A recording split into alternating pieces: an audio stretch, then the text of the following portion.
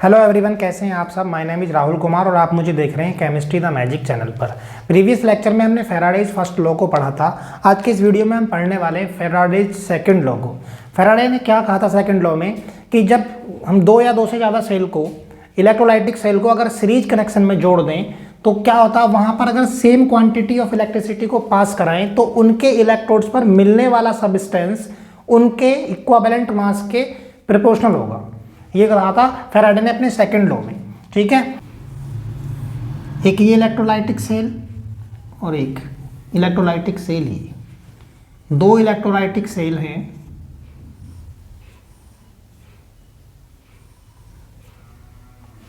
और इसमें क्या है, इलेक्ट्रोलाइटिक सॉल्यूशन भरा हुआ है, इलेक्ट्रोलाइटिक सॉल्यूशन।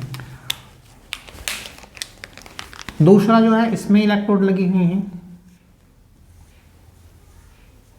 और इसमें भी एक इलेक्ट्रोलाइटिक सॉल्यूशन बना हुआ। जैसा कि हम करते हैं, इलेक्ट्रोलाइटिक सेल को बनाते हैं, तो ये इलेक्ट्रोलाइटिक सेल है। सीरीज कनेक्शन में इस इलेक्ट्रोड को हम इसके बराबर वाले सेल से जोड़ देंगे और यहाँ पर इन दोनों इलेक्ट्रोड को एक सेल से जोड़ दिया जाएगा। यहाँ पर ये क्या है, पॉजिटिव टर्मिनल और ये नेगेटिव टर्मिनल। तो देखिए जरा, यहाँ पर ये जो होगा वो, ये क्या है, पॉजिटिव, तो ये इलेक्ट्रोड को क्या होगी, एनोड। और अगर ये एनोड है तो इस सेल की बात करें तो ये क्या होगा, कैथोड। ये नेगेटिव टर्मिनल है तो ये इलेक्ट्रोड क्या होगी, कैथोड। और इस सेल की अगर बात करें तो ये अगर कैथोड है तो ये क्या हो गया, एनोड। यहाँ पे लिखता हूं मैं इसको इस तरफ से, एनोड। ठीक है, तो अगर हम यहाँ से, यहाँ जो हमने सेल लगाया हुआ है उससे अगर हम सेम अमाउंट ऑफ इलेक्ट्रिसिटी को पास कराएं तो इनके इलेक्ट्रोड्स पर मिलने वाला amount of substance directly proportional होगा इनके इक्विवेलेंट मास के लॉ में। ठीक है, तो चलिए सबसे पहले लिखते हैं फैराडे के सेकंड लॉ को कि ये फैराडे का सेकंड लॉ था क्या।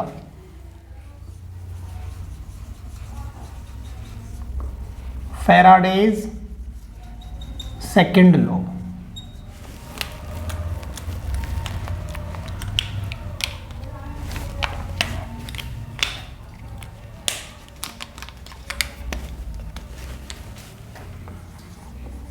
When the same quantity of electricity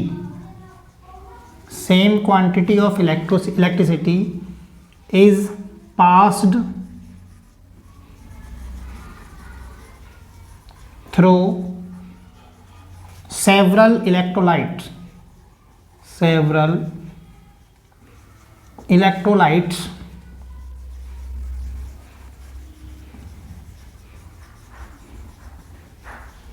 the mass of substance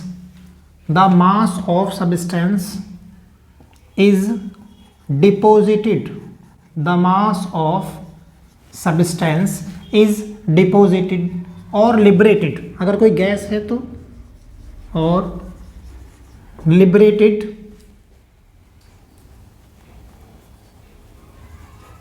are proportional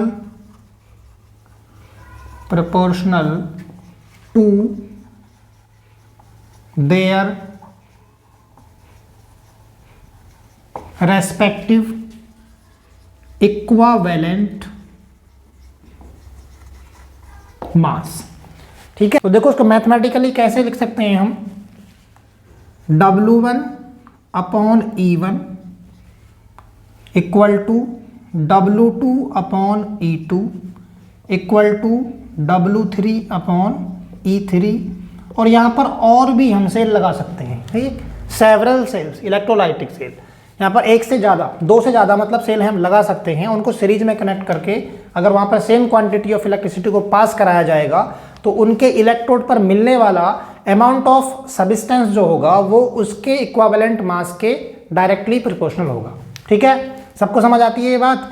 चलिए अब यहाँ पर देखो, अगर मैं, चलिए इसको पहले नोट कर लीजिए एक बार।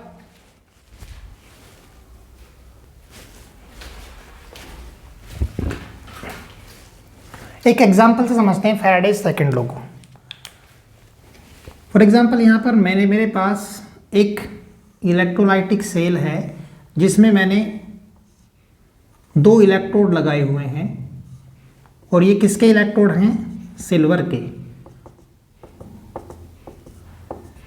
और इसमें AgNO3 का एक्वस सॉल्यूशन भरा हुआ है। एक दूसरा सेल यहां पर लगाया हुआ है इसके साथ,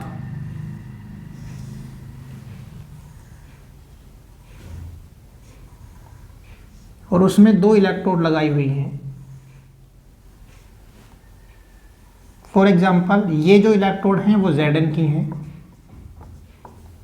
और यहाँ पर जो सॉल्यूशन है वो जिंक सल्फेट का एक्वस सॉल्यूशन है। अब इनको सीरीज में कनेक्ट किया गया है।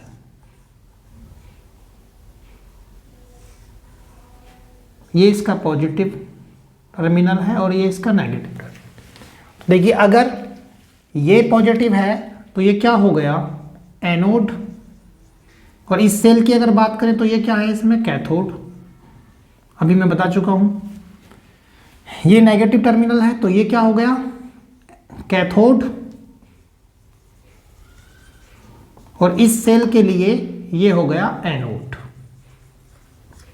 तो इसके लिए फैराडेज सेकंड लॉ क्या होगा? देखो सबसे पहले ये आपके लिए होमवर्क है। होमवर्क में हमें क्या यहाँ पर देखो दोनों सेलों के लिए अलग अलग, दोनों सेल की बात करें तो सिल्वर नाइट्रेट एक्वस सॉल्यूशन और Ag की इलेक्ट्रोड लगी हुई हैं। एक तरफ क्या है? ZnSO4 जिंक सल्फेट का एक्वस सॉल्यूशन है और Zn की इलेक्ट्रोड यहां पर लगाई हुई है। तो इनके लिए कैथोड एंड एनोड प्रोडक्ट क्या होगा? ठीक है,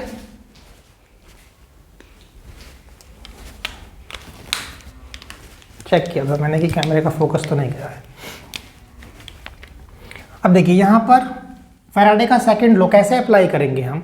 अगर बात करें, अभी हमने पढ़ा था कि W1/E1 equal to W2/E2 equal to W3/E3। तो यहाँ पर हमने 2 ही सेल लिए हैं। एक तो सिल्वर नाइट्रेट भर रखा है हमने, एक में दूसरे में जिंक सल्फेट। एक में सिल्वर की इलेक्ट्रोड लगाई हुई हैं और यहाँ पर जिंक की इलेक्ट्रोड लगाई हुई है। रिफाइनिंग प्रोसेस होता है ये। तो देखो WAg/EAg इक्वल टू WZn/EZn। ठीक है, सबको समझ में आती है ये बात? ये हो जाएगा। लेकिन ये हुआ कैसे? तो देखिए मैं आपको याद दिला दूं, हमने कल एक फॉर्मूला पढ़ा था W equal to E multiply I multiply T upon 96500। ये फॉर्मूला हमने प्रीवियस वीडियो में पढ़ा था। सबको समझ में आती है ये बात? तो देखो अगर मैं इन दोनों फॉर्मूलों को, अगर Ag के लिए क्या होगा? देखो यहाँ पर WAg equal to equivalent mass क्या हो जाएगा इसका? EAg multiply I multiply T upon 96500। ठीक है, ऐसे जिंक के लिए तो WZn equal to EZn multiply I multiply T upon 96500। ये इक्वेशन नंबर 1 और इक्वेशन नंबर 2। ठीक है, इक्वेशन नंबर 1 डिवाइडेड बाय 2। ठीक है, तो क्या होगा? देखो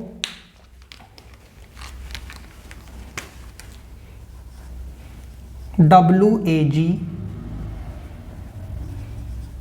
upon WZn equal to EAg multiply I multiply T upon 96500 upon यहाँ पर EZn multiply I multiply T upon 96500। ठीक है, I और T सेम ले रहे हैं हम क्योंकि सीरीज कनेक्टेड सेल हैं। तो अगर सीरीज कनेक्टेड है तो सीरीज कनेक्शन में क्या होता है? करंट और टाइम मतलब चार्ज जो है वो इक्वल होता है। तो यहाँ पर देखो 96500 से 96500 कैंसिल, IT से ये IT कैंसिल, यहाँ पर WAG upon WZN equal to EAG upon EZN,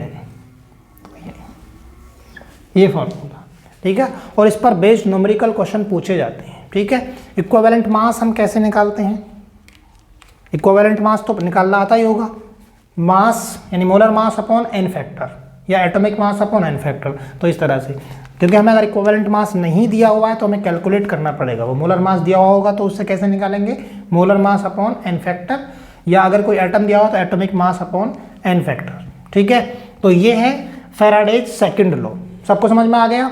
चलिए इसको नोट कर लीजिए। और इस पर हम एक न्यूमेरिकल करने वाले हैं, इस पर बेस्ड एक न्यूमेरिकल क्वेश्चन करेंगे तो समझ में आ जाएगा कि कैसे क्वेश्चंस यहाँ से पूछे जाते हैं।